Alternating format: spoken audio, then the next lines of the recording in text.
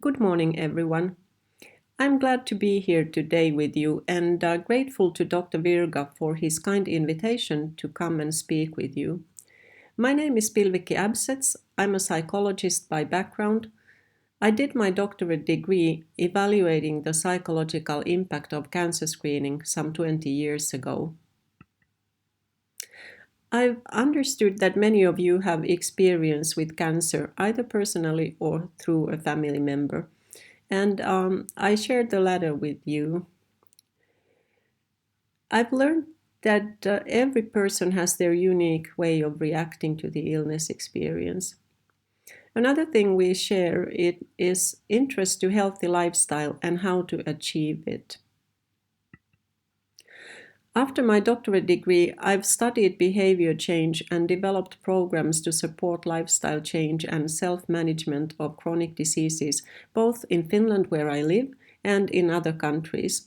Often my research projects have taken me to places in low and middle income countries where resources for medical care and even for self-management support by health professionals are limited, and much more emphasis has to be put on what people can do by themselves and together with their peers.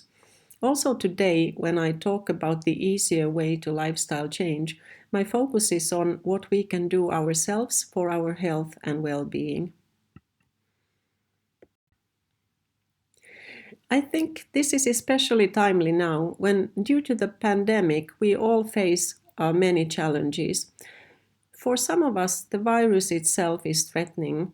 For others, stress and worry about the health of a loved one or the restrictions are causing more stress.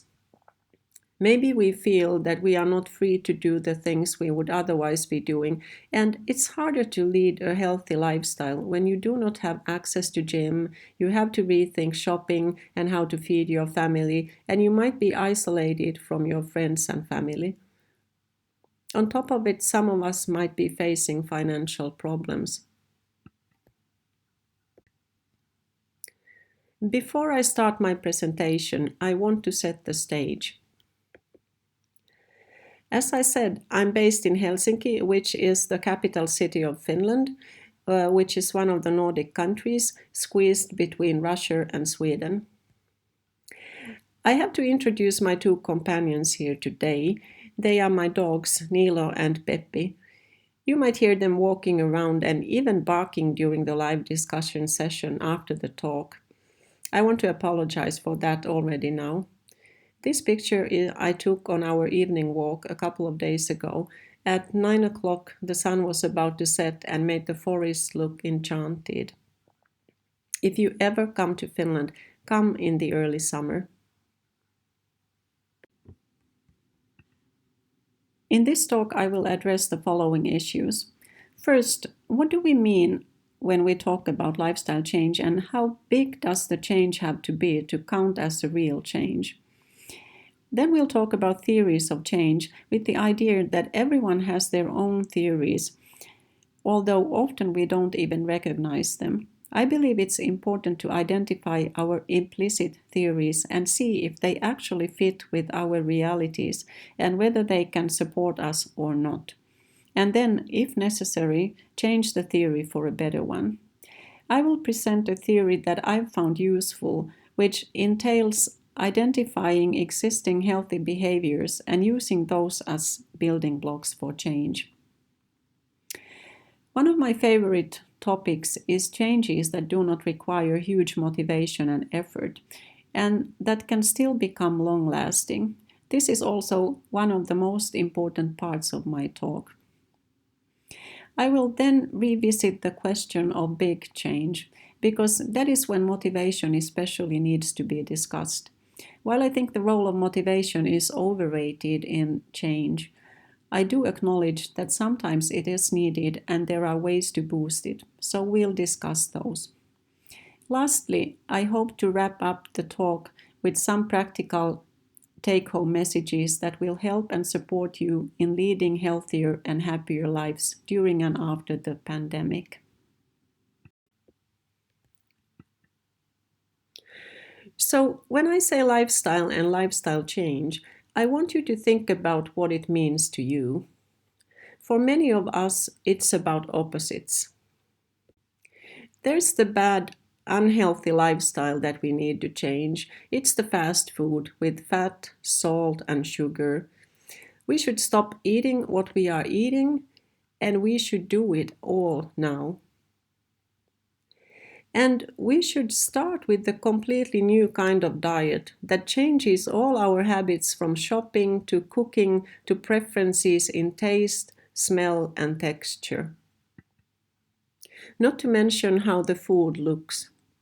On the market, there are many different kinds of diets neatly packaged and labeled like paleo, Mediterranean, blood type, low carb, etc. But they all follow the same principle of big change. The same logic applies to physical activity or inactivity. Forget the comfortable lazy days and start a new life, and do it now.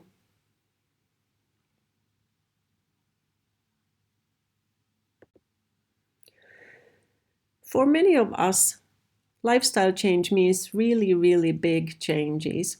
The measure of these changes is often how you look or how your life looks from the outside. So many people are ready to start this kind of change that it has become a multi-billion-dollar business. Despite the fact that the big changes require so many restrictions, denial, and heroic self-discipline, and full focus on what you eat, drink, and how you exercise and what else you do, that it will take you 24/7 as you will be fighting against what your body tells you, what your habits tell you, and what your environment tells you.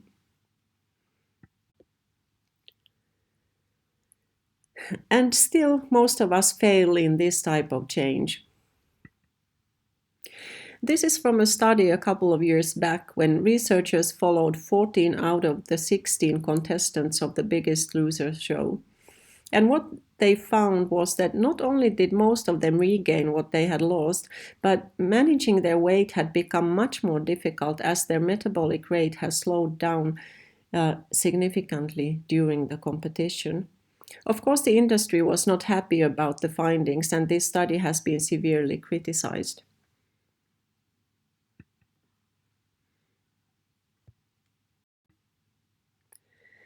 For some people, change has to be big, otherwise, it does not feel really right. It seems like it is not change at all if you do not notice it quickly. However, if we think of ourselves and how we've changed during our lives, we probably agree that each of us has changed a lot, but the change has been so gradual that we cannot really pinpoint when and where much of it happened. So there have been many small changes that we've integrated into our lives. For most of us, there have been some big changes and many more small changes that have all contributed to who we are.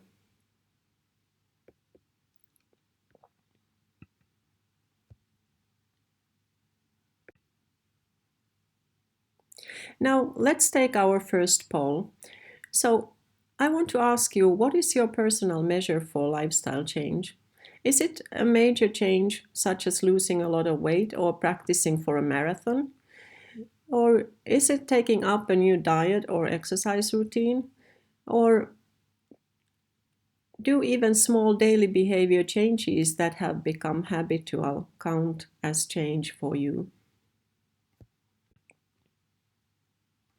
Thinking of behavior changes, it's useful to make a distinction between four different types of change. The first is to stop doing what you do now. The second is to start doing something new. You probably already recognize that these are usually the big changes.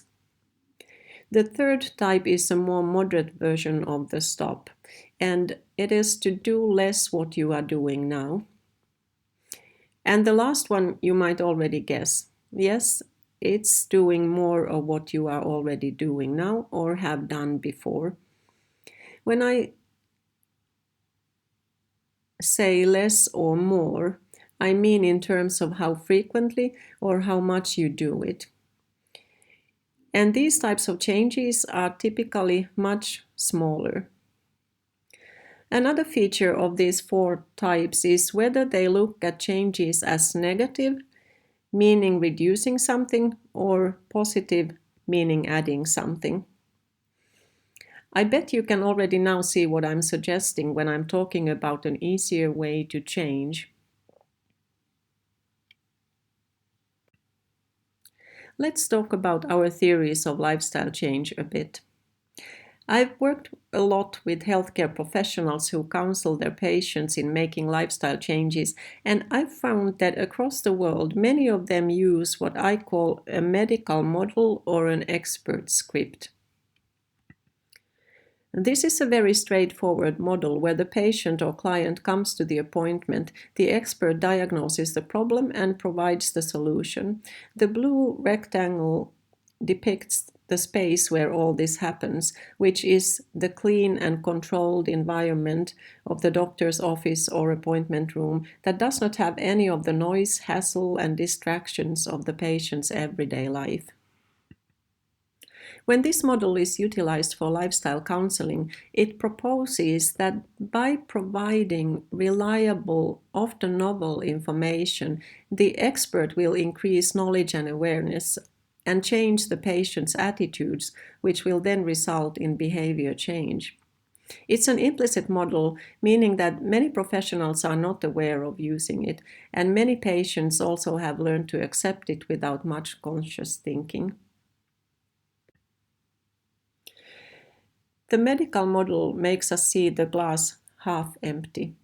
It prompts us to identify the problems and seek for somebody who could fix those problems for us. That's why it's called the expert-driven model.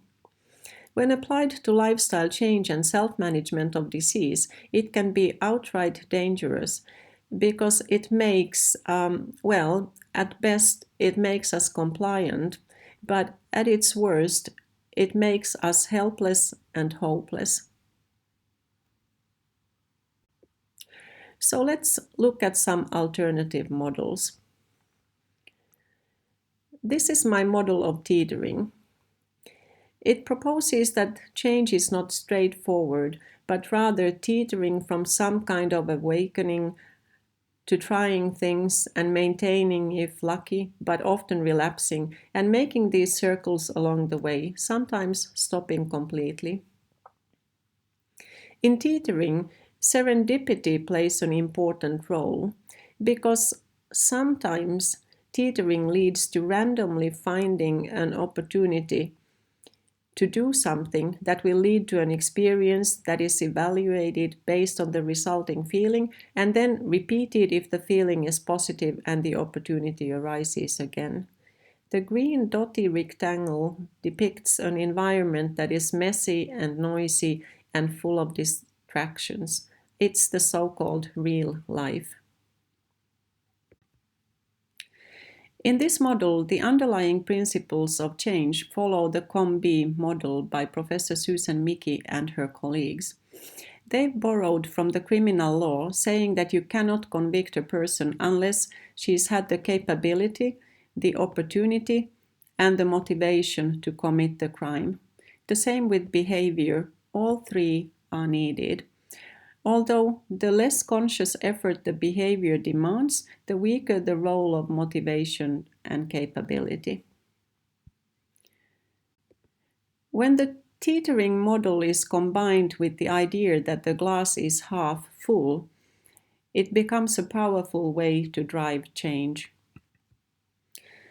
You start to acknowledge the strengths you have, the knowledge, the skills, experiences, already existing habits, positive feelings related to health and well-being. And you use the strengths as building blocks. When I discussed with Dr. Virga about today's topic, he said that he sees the air in the glass as your dreams. So let's use those to guide the path. I call this a strength-based approach.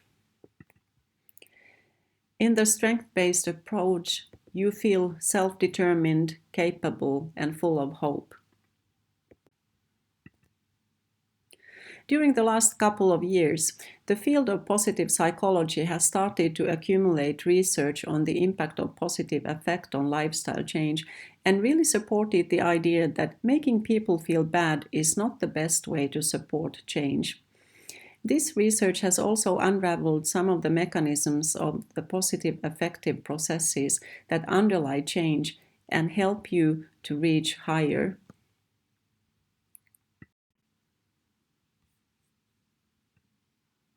Now let's take the second poll.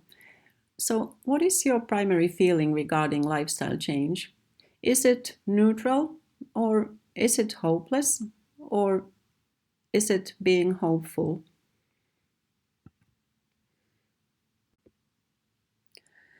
Positive affective processes influence us in three ways. First, when we identify our strengths and get those acknowledged by ourselves and by our significant others and also our healthcare provider, it gives us voice and a feeling of being accepted and appreciated. This will increase our self-efficacy and sense of control, leading to empowerment. Second, positive thinking and focus on things that we already do leads us to find solutions which has immediate positive effect on our well-being and builds our resources for the future as well. The third one is an upward spiral. In the upward spiral, positive affect during behavior increases our unconscious motives for behavior and thereby increases engagement, which leads to the positive affect intensifying. This is what we also call a flow experience. Furthermore, the positive affect builds our vantage resources, meaning that we will, for example, become more resilient and not so easily discouraged in the face of setbacks and obstacles. For starting your own upward spiral of behavior change, it is important to pay attention to your self-talk. When thinking of your lifestyle behaviors and things that you already do, does your internal voice put you down? Or does it help you to increase your motivation and feelings of self-efficacy by showing genuine acceptance, finding more reasons why the things you are doing are so great, and helping you with ways to take them even further? The great because and structure is a simple and excellent tool to train your self-talk and also the way you respond to others when you want to support their change. Let me show you how it works. Thinking of some of the healthy things I've done, I'm recalling that I did go to the gym twice in March and it felt rather good afterwards, but then the lockdown started and I just had to stop. First, hear my critical voice responding. Well, it's great you got yourself to the gym, but it does not help you much now, does it? How do you think the critical voice makes me feel? Discouraged and low in self-efficacy. In fact, I start to doubt I will manage to go to the gym anymore once it opens again. Another failure experience. Then hear my accepting voice. Well, that's great, because it shows you really want to train, and now your body has a bit of experience on how it feels too, and it feels good. That's a great starting point. And while you cannot go to the gym, what are some alternative ways you could get the same feeling at home? Did you hear the difference? The accepting voice with the simple structure is such a great way to boost self-efficacy and motivation. This is the essence of the strength-based approach to lifestyle change. Let's take a closer look at the idea that even the smallest changes count and can add up to important benefits to your health and well-being. We already talked about the 4 different types of change. When thinking of lifestyle change, people so often start by apologizing the things they are doing and adding that they know they should stop, but. The strength-based approach encourages you to stop only one thing, and that's the apologizing. Forget about the unhealthy bad behaviors for a moment and instead focus on the good behaviors. Identify those and start doing more of them. It's way easier because you already have experience of those behaviors. You also already have capabilities, opportunities, and motivation for doing them. Now you just do a little more of them. And as a side effect, usually the good starts to replace the bad. Not instantly, but soon enough. I want to show you a concrete example of an easy way to use your existing healthy behaviors as building blocks based on BJ Fogg's behavior grid. I bet most of you have eaten an apple at least a couple of times during your lifetime and that you really liked it. But if not, no worries. Think of another fruit or vegetable that you like. Let's call these apple eating occasions as dots. I'm also quite sure that there have been times in your life when you've eaten an apple or the other favorite fruit you are thinking of, say at least 5 days in a row. Let's call that a span. However, I'm pretty sure that there are not many of you who would eat an apple every single day of your life. That would be a path.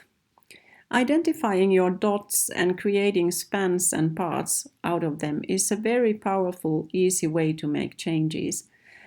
It might not be the sexiest way of making changes, some might say it's an extremely boring way, but I think sometimes boring is good, especially if it is effective. Principles of habit formation are a useful tool for helping you to create the spans and parts so that lifestyle change becomes automatic and effortless and sticks with you. Habit forms when an action is triggered repeatedly in a specific setting sufficiently often to create an association between the setting and the action. Often there is a reward for the action, which can be almost any positive physical or emotional response. The setting entails a stable context where a trigger for the action always emerges. The context could be a physical or social situation or a sequence of actions. The trigger can be any recurring feature in the setting. The more often this chain takes place, the stronger the association until the action becomes automatic and the reward becomes redundant. Let me give a practical example from my own life. A couple of years ago, I had gone through an ear operation which influenced my balance, so I decided to start improving it by standing on one foot. So that was the action I started to make habitual. I'm very conscientious in brushing my teeth every morning and every night in my bathroom. So that was my context. I had just bought myself an electronic brush that gave me a signal every 30 seconds so that I brush for full 2 minutes each time. So the toothbrush was my trigger to lift my knee up as high as I could, and the signal was the sign to change from one foot to the other. I started practicing, and in 2 weeks I had created a habit which became automatic very, very quickly. I never have to think about lifting the foot, although I do think of how high my knee will stay. If I'm very tired or sick, it stays lower, but even then the habit sticks.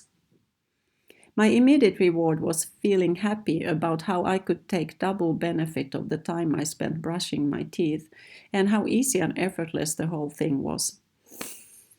Now, you might say that this is nonsense. It's nothing.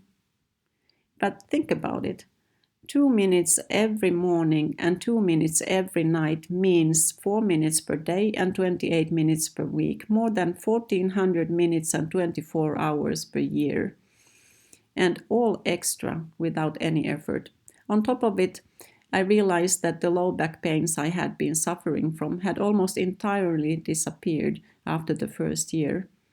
However, because habit automaticity requires a stable context and trigger, it can disappear as easily as it developed. This I realized when I traveled. In a hotel room with the regular toothbrush, all of a sudden my knee did not lift itself up. So I had to start traveling with the electronic brush. Sometimes it's necessary to break old habits, but it's better not to think of it as the primary way of change, as it is much more demanding than creating new habits.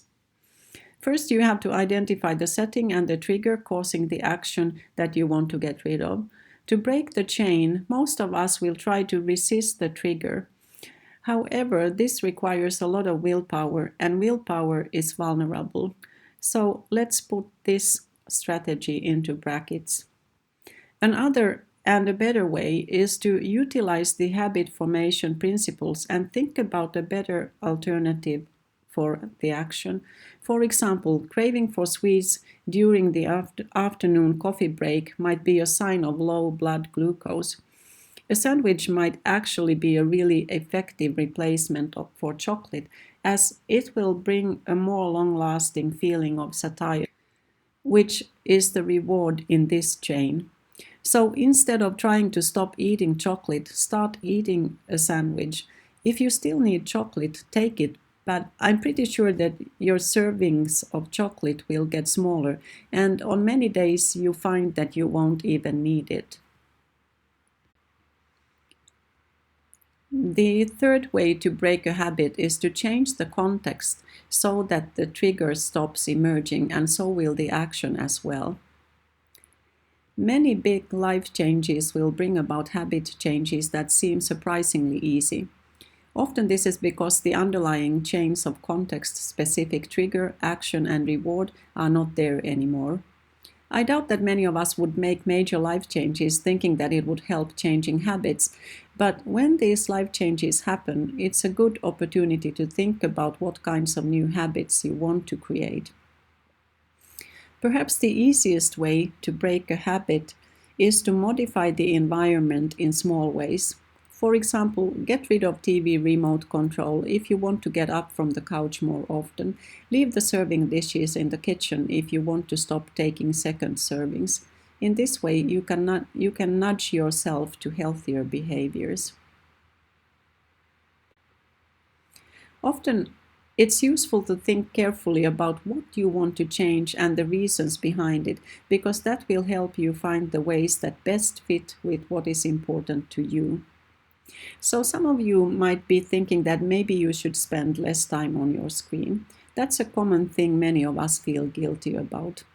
So I'd ask, what makes you think so? Maybe it's because you think you spend too much time sitting on the couch.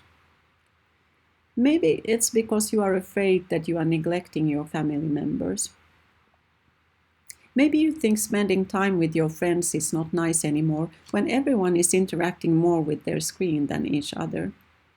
Maybe you have problems falling asleep in the night. There are so many possible reasons, and each have different implications for choosing how to go about the change. So what could you do about it? Instead of sticking with the initial idea of doing less, let's think of ways to plan a change that would be positive. So based on the reasons, here are some ideas of what the change could be.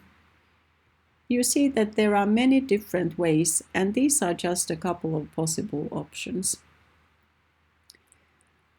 After deciding on the best way to make the change, it would be useful to revisit the habit formation principles and think about good triggers for the behaviors in your specific situation. Another way of thinking of change is to split a big problem, such as poor sleep, into many concrete and small behaviors that could help.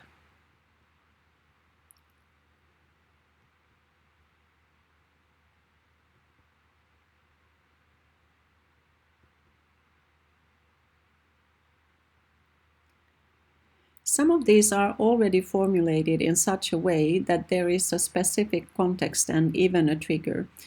For others, you would need to think of your own situations to identify at least a trigger that would help you to remember and eventually form a habit.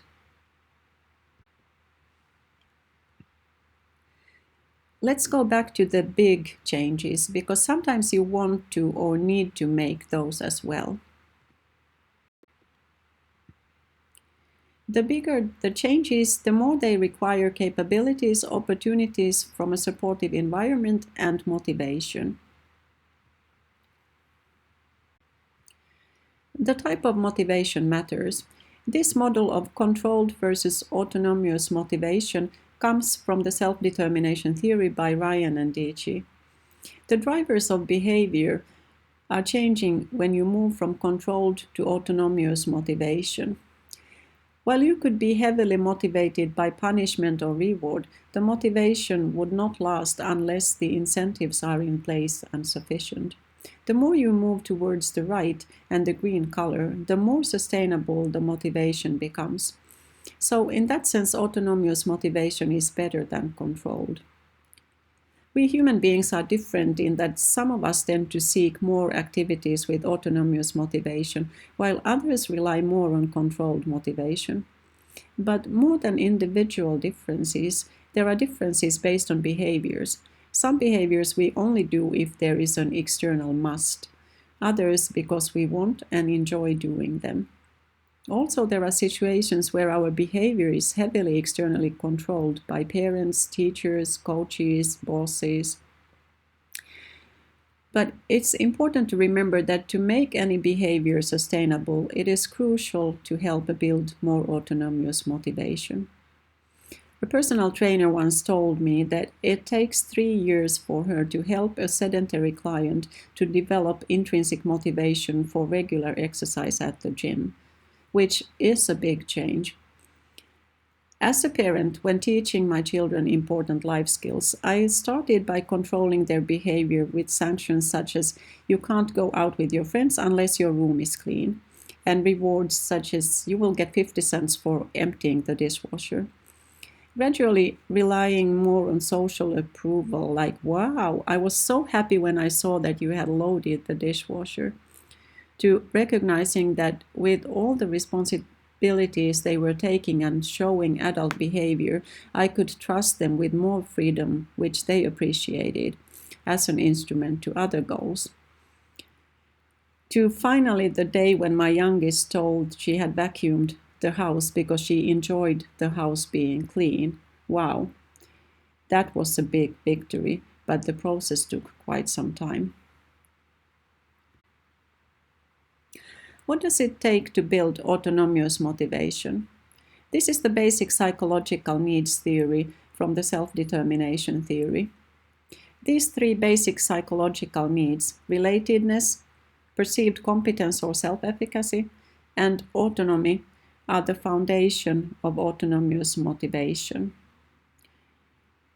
So, for a behavior to be motivating in the sense of autonomous motivation, all three needs have to be met. Here are some examples of what it would mean in practice while doing it.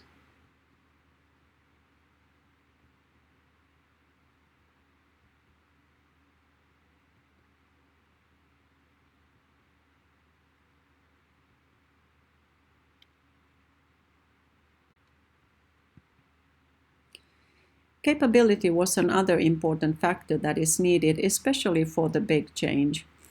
There are, of course, all kinds of specific skills and capabilities, but I want to talk briefly about self-regulation, which is a generic capability encompassing both a personality trait and skills that can be acquired.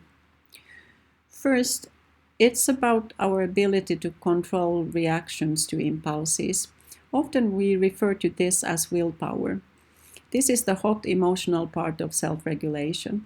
Second, it's about our ability in goal-directed behavior. Here we talk about conscientiousness and perseverance. This is the cold, rational part of self-regulation.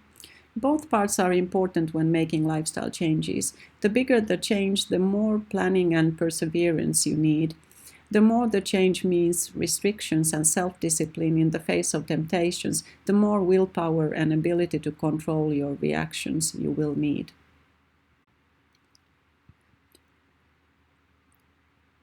Self-regulation has been compared to a muscle.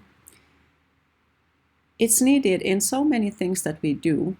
It helps in school, work, social relationships. As it's partly a trait, there's a genetic component. But you can also train it. And same as muscle, you train it by using it, gradually increasing the load. But same as muscle, it gets tired when it is used. And you can probably identify some of the factors that will also make it weaker, such as lack of sleep, stress, strong emotions, low blood glucose levels, alcohol and other substances. For anyone who has tried to make lifestyle changes, these are also familiar. When did you relapse? I bet it happened when your resources for self-regulation were compromised by one or more of these factors. My favorite example of failed self-regulation comes from the Soccer World Cup in 2006. I know that most Americans are not so keen on soccer, but for us Europeans it's a really big thing. This was the final game, and the French team captain Zinedine Zidane had announced he would retire from his professional career after winning the gold for France. So his stakes were really, really high.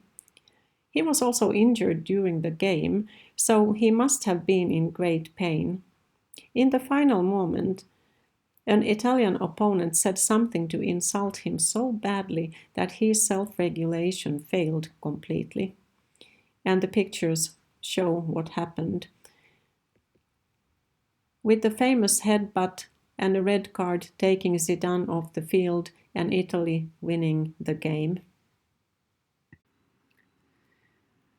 Good self-regulation helps already in childhood. This is from one of our studies among school children. The study showed that those who reported higher self-regulation in both goal-directed behavior and willpower also reported eating more healthy food items and less unhealthy food items. One way to help you to train self-regulation and at the same time to make changes more likely to succeed is to use the SMART goal-setting framework. So when you plan for a change, select a goal that is specific and tells you exactly what the behavior is that you want to do, where you want to do it, and with whom. Note that goals are behaviors, not the outcomes you want to achieve, such as weight loss. Think about how you can measure your progress towards the goal in a way that is concrete, simple, and makes sense to you.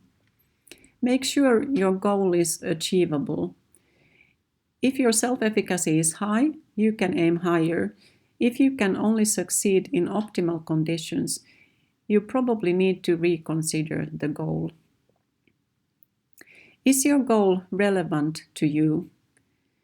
It's better to select a goal that will add something important to your life rather than take away something. Remember what we talked about negative and positive goals, and the positive affective processes that are important helpers on your journey. Finally, make sure that your goal fits with your situation and that you have a realistic timeline for it. Follow up with your progress. Here is a tool to help in goal setting and planning, as well as evaluation of the progress. This is generic, so it could be used with any type of behavior. It's useful for people who like to sort out their thoughts in writing, but you can also think about the questions without writing things down. In my example, the person filling this is Rachel, who is 60 years old and is thinking of her eating habits. And starting with the good habits that she has. She then thinks about changes that she would like to try. Eat more regularly and increase her veggies. Building on her regular breakfast with fruit, she will add to it yogurt to get some more protein and to make it easier to follow a regular meal pattern. She will also add 1 portion of vegetables for her dinner. She also considers how to make sure that she will be able to follow her plan. What do you think? How well was Rachel able to apply the SMART goal features in her plan? Was her plan specific, measurable, achievable, relevant, and timely? I think it was. Now let's see what she thinks about her plan and the way it went. When evaluating your progress, learning about the process is the key thing. It's not the good outcomes, but learning about why the outcomes were good or why they were not so good, that is the most important thing. Because only by learning will you be able to continue getting good outcomes, or if they were not good, adjust what you were doing.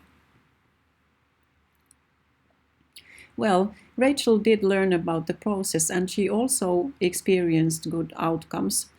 There were some adjustments that she will make, but she seems to be quite happy and even impressed by the impact of such small changes. And she's glad that she was able to select goals that were both feasible and effective, and for having the support she needed from her family. And finally, she also describes her way forward.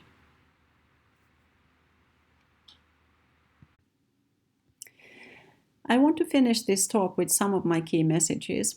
First, instead of thinking that knowledge and attitudes would change our behavior, it's crucial to understand that more often it's actually our behavior that changes our thinking, which will then reinforce the behavior. From this starting point, with the strength-based approach and utilizing the principles of habit formation, motivation, and self-regulation, you can start making the kinds of changes that you find important, positive, and inspiring. Changes that will take you into the direction you choose for yourself. So remember to use what you've got. Make it small, but make it many and frequent. So start with identifying your dots and then create spans and parts out of those dots. Automatize and make it a habit as much as you can. And if big is what you need, then remember the COM-B model and make sure to have the capability and the opportunities and the right kind of motivation for your change. Thank you for sticking with me. Now let's look into your questions.